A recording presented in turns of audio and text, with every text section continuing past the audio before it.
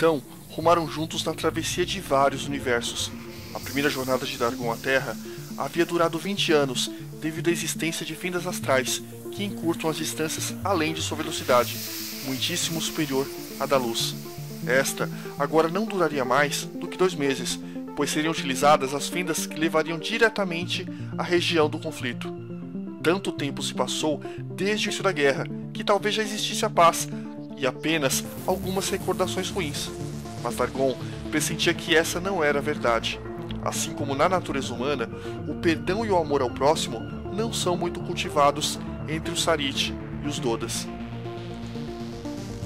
Anfeus procurava esquecer o conflito que teria pela frente e apreciava as paisagens que encontrava na diversidade de cores e formas.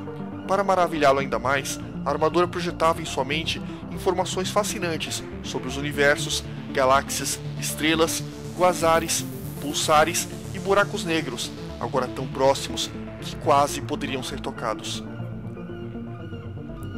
Numa velocidade absurdamente maior que a da luz, ele observava as formas circulares e espiraladas do universo, e não raro, a armadura atravessava as estrelas, não sem notar a expressão maravilhada e boquiaberta do jovem, que parecia sequer não querer piscar.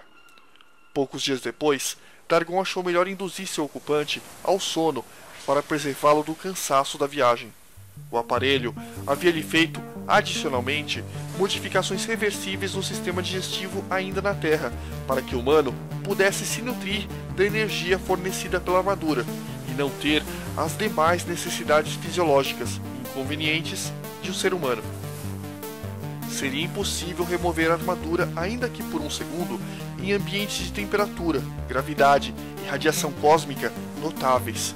Nem o crescimento dos pelos e unhas foi esquecido, e a máquina os interrompeu para que todo o conforto e bem-estar em um período tão longo fossem possíveis.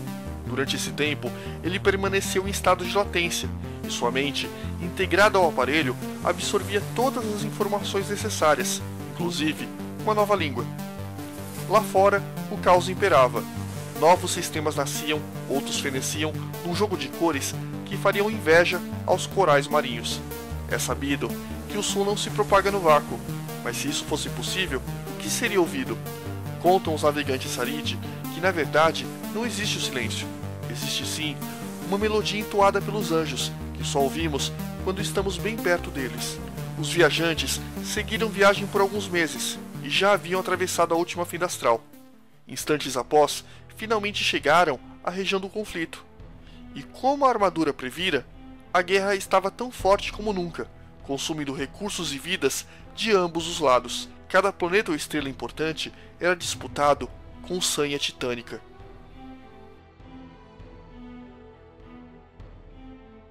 As naves espaciais, dotadas de poderosas armas, os infinitos céus estampados com emblemas de ambos os povos e os massacres davam a real dimensão do verdadeiro Armagedon do qual Anfeus participaria.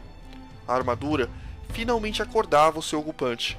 Desperto, inicialmente confuso, sentia-se em um pesadelo ao presenciar aquele caos cósmico de naves explodindo, tropas se organizando e canhões de antimatéria com seus ruídos intensos. Chegamos, Anfeus. Ainda um pouco tonto pelo longo descanso, o humano imediatamente despertou com os clarões que via através do seu visor. Pareciam disparos, explosões no espaço mudo. Onde estamos? Na linha de combate entre Saris e Dodges. O que você tem agora é uma visão privilegiada de uma das diversas batalhas que acontecem entre os dois mundos. Vamos observar um pouco mais de perto. E assim dizendo, o aparelho e seu ocupante rasgaram os céus, marcando sua presença para os dois povos. Aquilo que um dia foi considerado apenas uma lenda pelos Sarit e Dodas, mostrava-se mais vivo do que nunca, um verdadeiro símbolo de poder bélico ostentado pelas cores negra e vermelha, da mais cobiçada armadura do universo. Quem seria aquele guerreiro? Era muito pequeno para ser um Doda. Havia um Sarit conseguido arma há muito perdida? Muitos duvidaram. Numa época de guerra, aquela aparição poderia ser um blefe para amedrontar o inimigo, e alguns focaram suas armas naquele alvo, aparentemente atrevido. Minutos depois de intensa saraivada de disparos, a armadura e seu ocupante se mantinham ilesos, para desespero da maioria. Mesmo os canhões de plasma e de antimatéria, armas de maior poderio bélico, pareciam inúteis diante daquele ser impassível. Anfeus foi então temido como nunca. O revide foi esperado. Quem ele atacaria? Passaram a aguardar atentamente, mas na ausência de qualquer reação, houve um misto de cautela e pavor. Que tipo de guerreiro era aquele que não provocava destruição? Por que hesitava em manifestar o seu poder? Antes, completamente imóvel, o humano virou lentamente a cabeça para avaliar a extensão da guerra, e mesmo essa leve atitude causou temor em ambos os exércitos. Seria esse o prenúncio de um ataque? Anfeus também estava receoso. A impressão de ver todos aqueles disparos em sua direção provocou por alguns instantes a sensação de morte certa. Já recuperado do medo, questionava: por que me atacam, Dargon? Eu não fiz nada. Esta armadura significa muito neste lugar. Afinal, você é visto como a esperança de libertação de Dodges. Assim, os exércitos precisavam ter certeza de que você é real. As faces de medo ao seu redor se devem ao fato deles não saberem de qual lado você está. E o que eu devo fazer?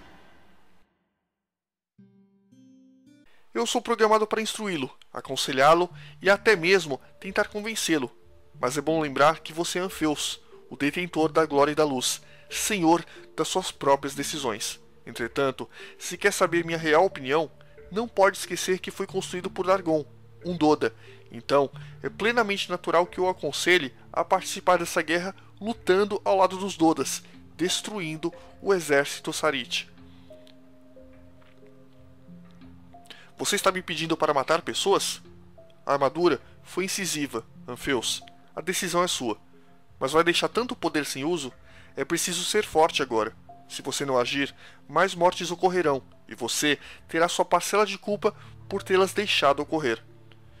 Eu não quero matar ninguém, mas está deixando morrer, o que, em suma, é o mesmo que matar.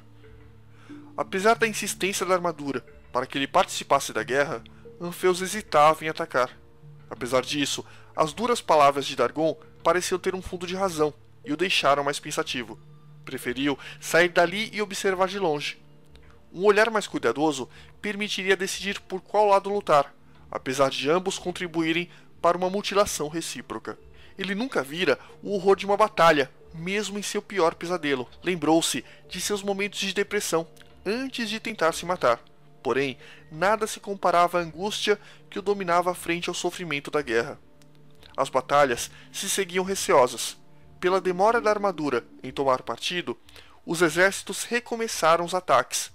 Vidas jovens e seus respectivos sonhos eram destruídos, bem ali, diante dos olhos do humano.